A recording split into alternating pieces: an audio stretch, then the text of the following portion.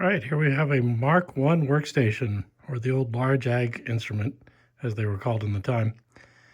These date from usually between 1982 to 1984. It's replaced by the Mark II, the L-shaped unit.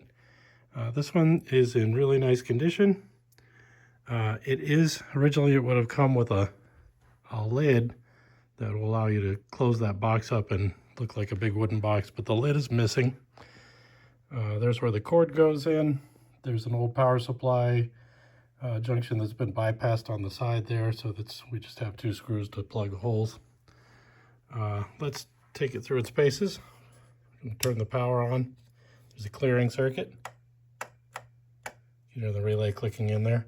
You can turn the amp on, or you bypass and use the timer, the old 10-hour timer there.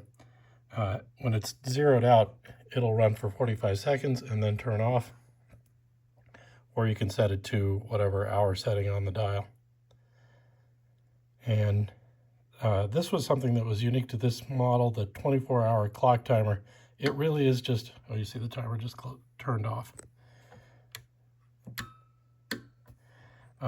Anyway, this clock is really just a clock with an alarm clock in it. I did test it. You can set the alarm with these buttons here, or set the time with these buttons, and then move back into run mode. Turn the alarm on and off. It does work. There is some fogging on the plastic on the outside, but it does operate correctly.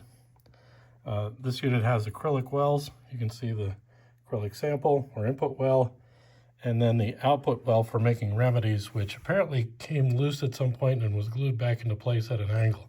So it is very solid. They both are, but it is different from the other one in that it's at an angle.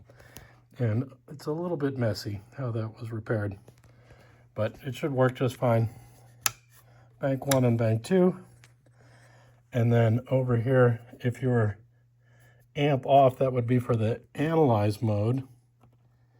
And then if you're gonna bypass or use the timer, and then you could either go into broadcast mode, where you're sending out your scalar field to the rub plate or the antenna, or you could go into potentize mode and select in phase or out of phase potentizing.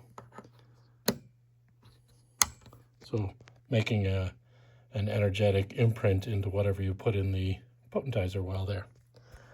There are also output ports there on the front. This is a regular loop wire antenna, scalar antenna, Mobius coil. You could also plug any other kind of antenna in there.